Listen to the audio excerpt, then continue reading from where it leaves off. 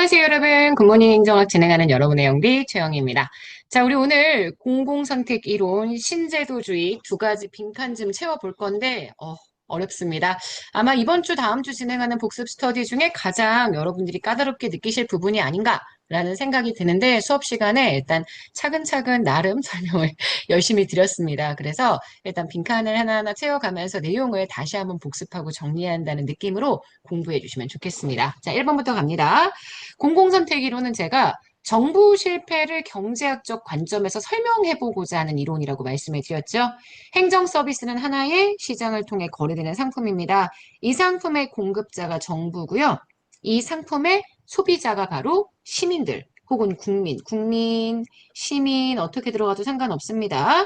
자, 그래서 그들이 실제 경쟁적으로 공공 서비스를 선택할 수 있다면 정부 실패의 문제가 해결될 수 있다. 시장의 원리를 무시했기 때문에 정부 실패가 발생하는 것이다. 이렇게 얘기를 했죠.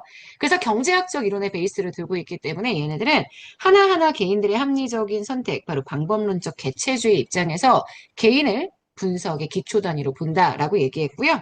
이 정부 실패의 문제를 해결하기 위해서는 정부의 서비스를 국민들이 선택할 수 있게 해주면 좋다. 이런 논리들을 전개한다고 얘기를 했습니다. 그래서 가장 대표적인 학자 중에 하나, 뷰캐넌, 털록 이런 학자들 적정 참여자수 모형을 통해 의사결정에서 가장 그 효율성이 극대화될 수 있는 참여자의 숫자를 찾아라. 라고 얘기한다고 했죠. 그래서 적정한 참여자의 수를 계산할 수 있다. 계산하고자 한다. 라고 얘기하는 모형이고 실제 기출비중 자체는 그렇게 크지 않다고 얘기했습니다. 오히려 기출비중이 큰 건 니스카넨의 예상극대화 가선, 던니비의 관청형성 모형, 티브 가설 이렇게 세 가지라고 얘기를 했습니다. 니스카넨의 예산 극대화 가설. 관료 예산 극대화 가설입니다. 관료들이 사익을 추구하는 과정에서 예산을 너무 많이 쓴다. 관료들이 자기 소속 부처의 예산을 극대화하기 위한 행동으로 인해서 발생하게 되는 자원 배분의 비효율적 배분을 설명한다라고 얘기를 했고요. 다섯 번째입니다. 예산 극대화 가설에 따르면 관료와 정치인 모두 다 제가 사익을 추구한다고 얘기를 했습니다. 근데 관료의 사익은 정말 부처의 예산, 정치인의 사익은 다음 선거에서 당선되어야 하기 때문에 실제 공익을 좀 추구할 수 있는 가능성이 있다. 제가 이렇게 말씀을 드렸죠. 그래서 5번은 사적 이익이 들어가면 될 거고요.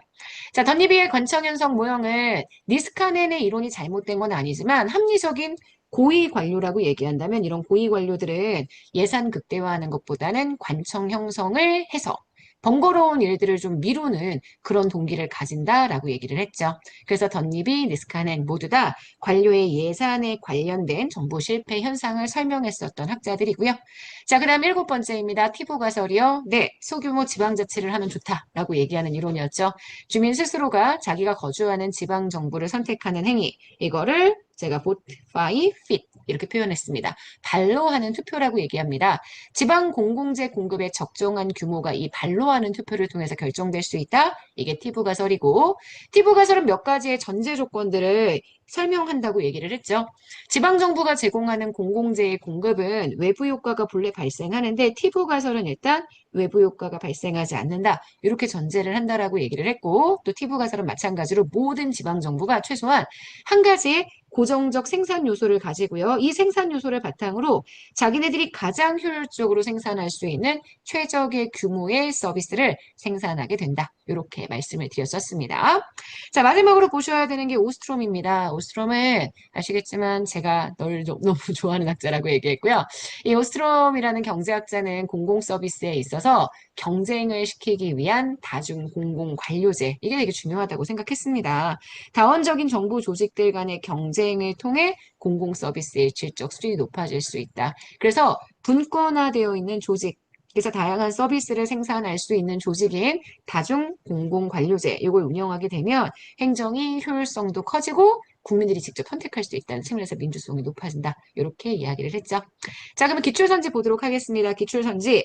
니스카넨에 의하면 정치인과 관료 모두 다 사적인 이익을 추구하는 이기적인 개인들입니다. 이들은 권력, 예산 규모의 극대화 등을 추구하기 때문에 맞는 선지가 되고요. 덧니비의 관청 형성 모형에 따르면 합리적인 고위 관료들은 자기 기관의 예산을 극대화시키는 것보다는 번거로운 일을 관청으로 넘기기 위해 외부적인 관청 설립에 대한 예산을 추구한다라고 얘기를 하죠. 그래서 지금 보시는 요거 X. 자, T부가설에서 주민들은 지방정부가 제공하는 서비스의 정보, 지방정부의 세입 세출 패턴, 모든 정보를 완벽하게 가지고 있다고 전제하기 때문에 모든 정보를 완벽하게 확인할 수 있다라는 가정 해줘야 한다라고 말씀을 드렸었습니다. 자, 여기까지 보시게 되면 일단 공공선택 이론은 다 정리를 했고요.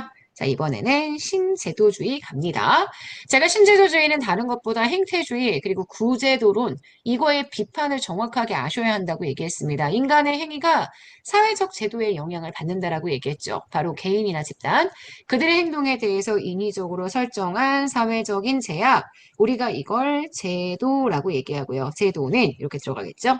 그래서 신제도주의가 일단 비판했던 첫 번째 구제도론.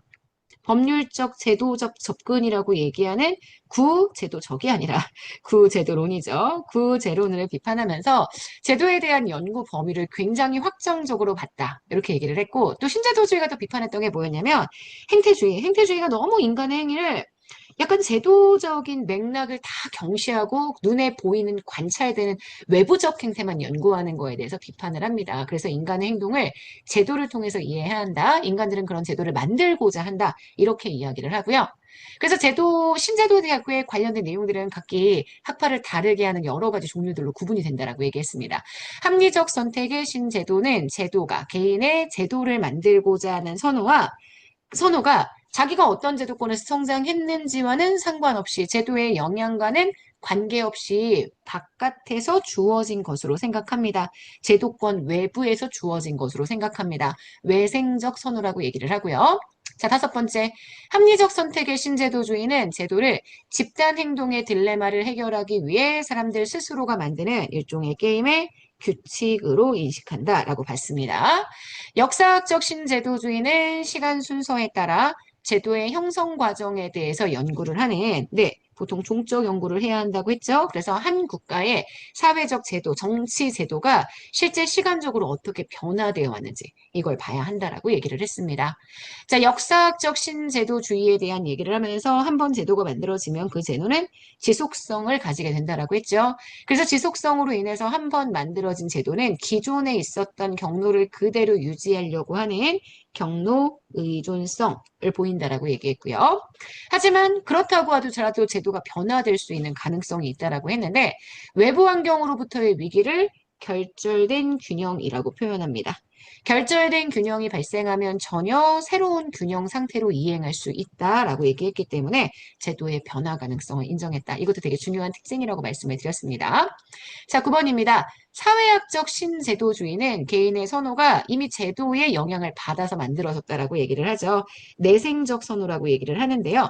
이 내생적 선호에 대한 입장은 사회학적 신제도주의나 역사학적 신제도주의 두 가지가 공통적으로 가지고 있는 내용이다. 이렇게 말씀을 드렸고요.